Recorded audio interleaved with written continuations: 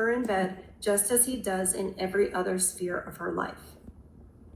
That is accurate. It is like, okay, guy, let's see what you can do. I don't know that from personal experience. I know that from observing and listening to women who are out there being promiscuous. And from men who feel the pressure of this. Even though bedroom fun may give a man pleasure in the long run, it is nothing more than a service to a woman in which the man is the better lover, arousing desire more skillfully, quickly, and making it last longer. God, it's 1971, like, so just cavalier about who's sleeping with who. It just degrades the meaning of what that's supposed to be. Men suspect that women tend to exploit them during bedroom fun and have developed a certain fear of female bedroom fun appetite. I'm trying to say the S word less because saying it a little too much makes YouTube say, yeah, I don't want to recommend this video. And I want men to know how pervasive our acting abilities are at every level of the relationship. Signs of this appear in the rites of ancient cultures, in philosophical works of men such as Schopenhauer, am I saying it right? And Nietzsche. In the novels of Baudelaire, Balzac, and Montherlant. Oh boy, I'm probably butchering those. In plays by Strindberg, O'Neill, and Tennessee Williams. Since the discovery of oral contraceptives, this fear has reached almost hysterical proportions. Whole books are devoted to the question whether a man needs to worry about women's bedroom fun demands, and if so, to what extent. And at the same time, advertising has discovered new opportunities to make money by selling men advice on how to achieve dexterity in the bed. Okay. They became obsessed with it. The late 60s, with oral contraception, just no restraints.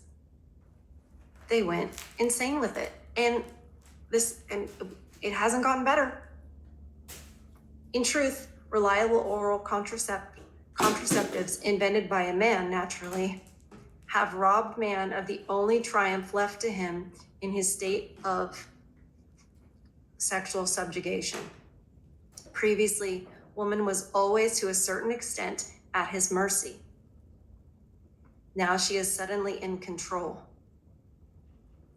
That is profound. She can have as many children as she wishes.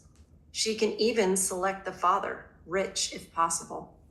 If she has no intention of having children, she can indulge in bedroom fun as often as it appears advantageous to her. It's very hard for younger generations like Gen X and younger to imagine a time before oral contraceptives. The restriction that the consequence of getting pregnant from participating in intercourse kept people more in line. But as soon as that consequence was removed, it isn't just that it controls how many babies we have. It's that it is a license for women to use this in a way to manipulate. She's exactly right that it gave women the power. I understand that it makes people very uncomfortable nowadays to say, well, before that, she was at his mercy. She was. And I have to say, are women happier nowadays? Yeah. I don't think anything's gotten better. Some things just need to be in the right order. Men cannot do that. He had always claimed that his potency was without limit and that he only needed an unreserved woman to prove it. Today, this is impossible. Any woman can read for herself in popular magazines exactly how potent men are. She will know how active he will be at any given age, whether his best time is afternoon or night, if he is a better lover before or after a meal, and whether his prowess increases in the mountains or at the seashore. What? She knows how often he can make love on any one occasion in order to satisfy her.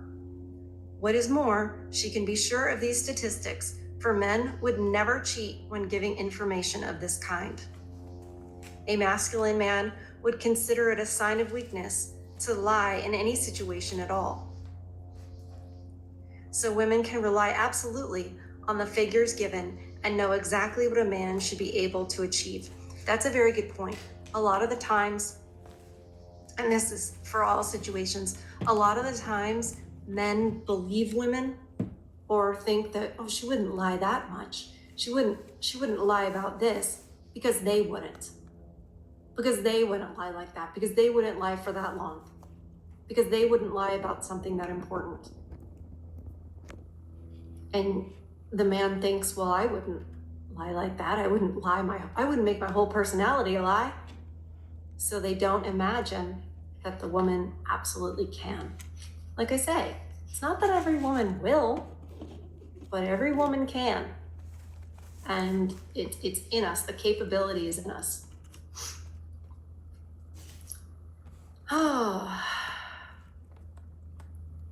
So women can rely absolutely on the figures given and know exactly what a man should be able to achieve.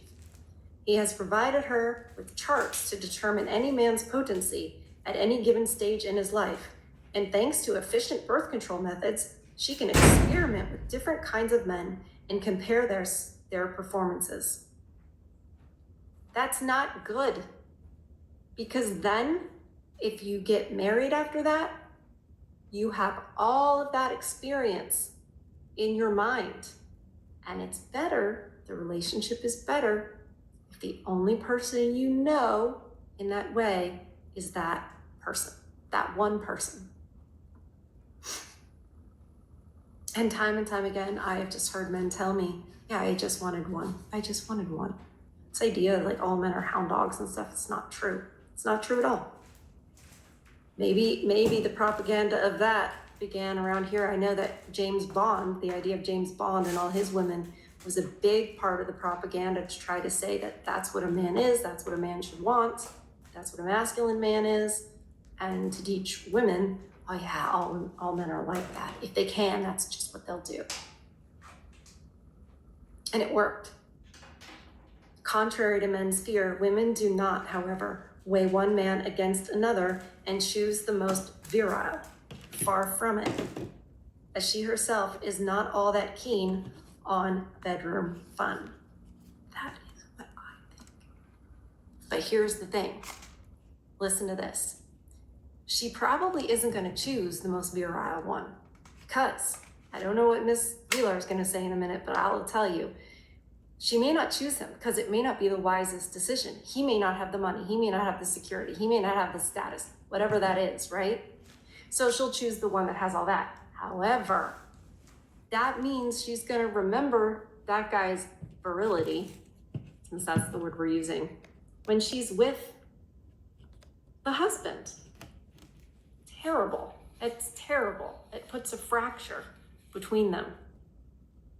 Let's see what she says. In view of that, and provided all other conditions are equal, she is likely to prefer the less potent man because she can always blackmail him with her intimate knowledge of his weakness. I wasn't going there. She's gonna like hold it over his head and make him feel like he's not doing a good job? Oh, that's cruel. I've not heard of women doing that. Good gracious. In the realm of bedroom fun, more than any other, man is a victim of the principles of efficiency according to which he is manipulated. Indeed, He sets his own standards. 3 times in a row, very good, twice, good, once, satisfactory. If he fails as a bedroom fun machine, he is, in his opinion, a total failure. Even if he is a brilliant scientist, he will never again be really happy. Women know this and take advantage. For example, well, I mean, think about all the men that are just rejected in their marriages. The woman has no interest in him in that way. It destroys him on the inside. It absolutely destroys him. That rejection. It's very painful. It's abandonment. And it's inexcusable. Should never happen. Should never happen. It's a breaking of the vows. And it happens all the time. Because women are not into that. Once they get you down the aisle and you sign that contract, well, you know, why do it? She can pretend she is unaware of her husband's lack of virility and continue to praise him for his prowess. Probably the most frequent method applied. Or she can make a man believe his bedroom fun failure is a real handicap so that he considers himself lucky she stays with him.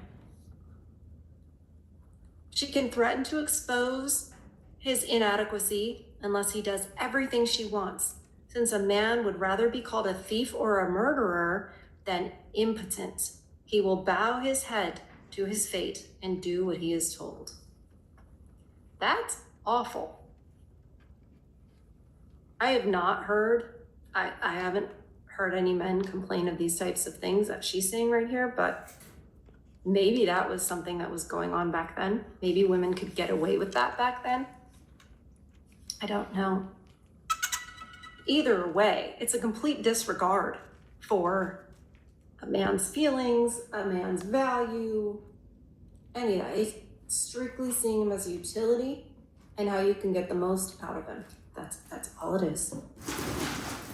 Man's potency depends on psychological factors more than any other of his bodily functions. Once he has begun to doubt his potency, he gradually finds himself in more and more difficulty. His fears of becoming useless to a woman increase because as a result of women's manipulation, he identifies his masculinity with his dependence on them. For this reason, he will resort to every possible means to remain dependent. One really should reflect on the absurdity of this situation. Aphrodisiacs, once hidden discreetly under the counter and usually prepared by quacks, have long since become socially acceptable and are among the best-selling products of the pharmaceutical industry. Wow. Well, that's something new. I didn't know that about 1971. By the way, please hit the like button. Little doggy usually reminds me, but she's sleeping for some reason. So, yeah, please hit the like button and help this get out. I'm pretty sure YouTube's going to demonetize it as it did the last one. But if you hit the like button, it helps get out there. And especially these young guys, I don't know. I just feel like they're out there without enough information. Even in serious publications, the number of articles on bedroom fun difficulties is increasing, and men's room jokes, which, as we all know, are the result of man's castration anxieties, are heard more frequently, though they are usually quite humorless, and men certainly do not buy corn magazines for pleasure. There are so many better and more sophisticated ways of amusing themselves. Their interest lies solely in the hope of finding in such powerful stimulation some means of retaining this mythical level of masculine virility. All this serves to make man once again the victim of his habit of thinking of women in terms of his own standards. Yeah. He really believes that women, now safe from the dangers of conception, the dangers of conception. I don't even know if she's being sarcastic, but it's just so anti-natalist, are thinking about nothing but how to make up for lost time, to spend the rest of their lives making love. This is a natural assumption, since he has been manipulated to think that bedroom fun is the height of all pleasure. He is, of course, quite mistaken. A woman will certainly feel happy when she has the big O, but it is not the most intense pleasure she knows. A cocktail party or buying a new pair of aubergine-colored patent leather boots rates far higher. I'm telling you, they're not as into it as they say they are. Man's fear of losing ground at the sexual or physical level as a result of woman's newfound freedom is, of course, quite absurd. No matter how much a woman enjoys making love, she will never let the man who supports her tire himself so that he might be late to work the next morning. Right, because she's keeping in mind what's important to her. And it's that he's a utility.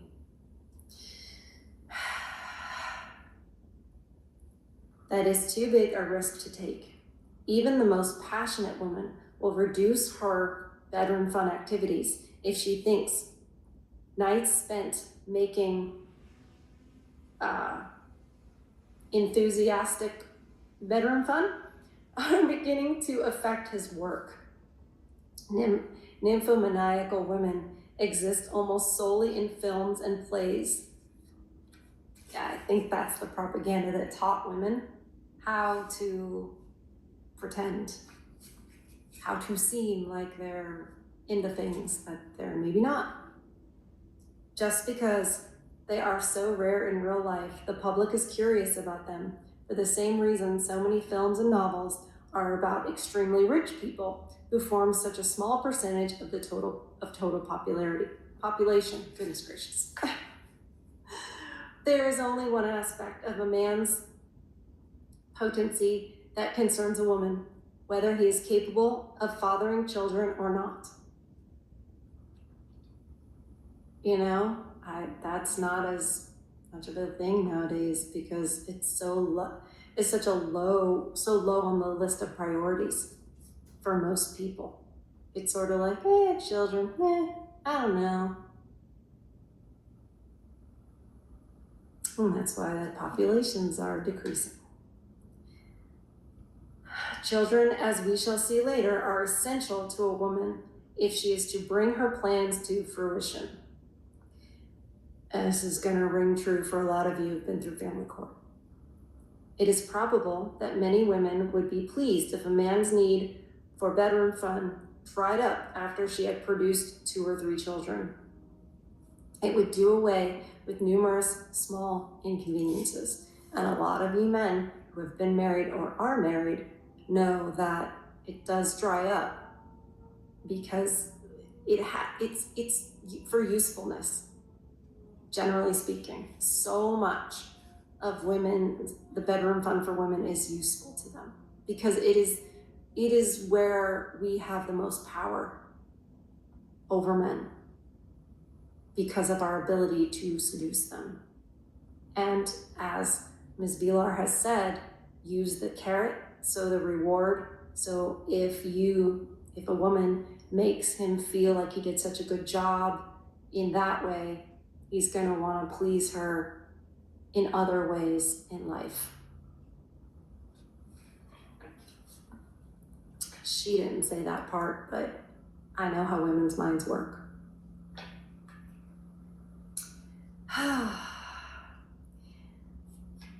That sexual competence in a man is a matter of indifference to the majority of females is shown by the number of highly paid men who marry and stay married despite the fact that they are impotent. It is inconceivable that a woman without a hoo-ha would have any prospects whatsoever of getting married to a normally functioning man. Well, that's true. It says everything, doesn't it? Well, we had to get through that makes me uncomfortable to talk about all those things in that way. But when we're talking about women manipulating men, you have to talk about this stuff. And you have to talk about how, think about it, okay? If this is the way that women can most effectively manipulate men, and we got oral contraception in the late 60s, and the societal norms that prevented people from being promiscuous were removed, what did that do for the female's ability to manipulate the man?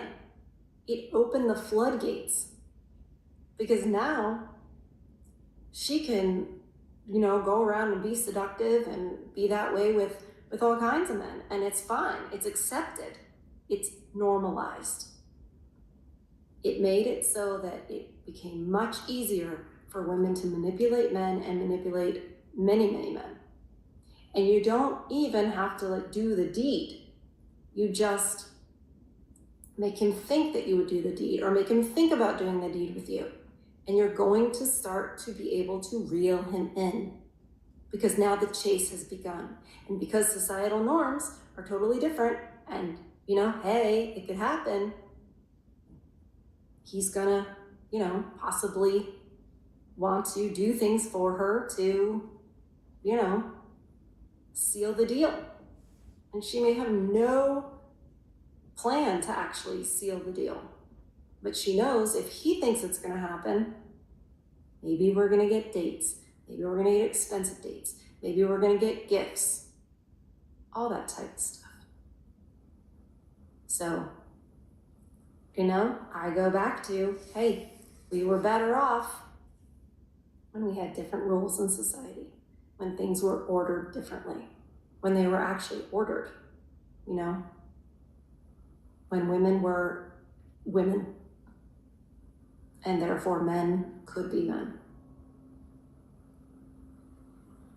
It's difficult stuff. But a lot of this, I'm not telling you anything you don't know. I'm just explaining to you how, why, and how prevalent. So you can take that information and use it to understand your past, or maybe where you are right now, hopefully guard you against going in a direction where you're just going to get used. Because you might think, oh no, I just picked badly the last time. There's tons and tons of good women out there. And there might be some, but you don't know which ones. If there was a room of snakes, if I said, hey, there's a pot of gold on the other side of that room, walk through it. There are 10 snakes in there. Only 2 of them are poisonous. It's a small room. 2 of them are so poisonous that one bite and you're done. Are you gonna get the pot of gold? Some men will. There are some men who, I've heard the most dangerous hunt is to go hunt polar bears or something. And why? But some men do it. Some men wanna hunt a unicorn. I'd say that is the most dangerous hunt.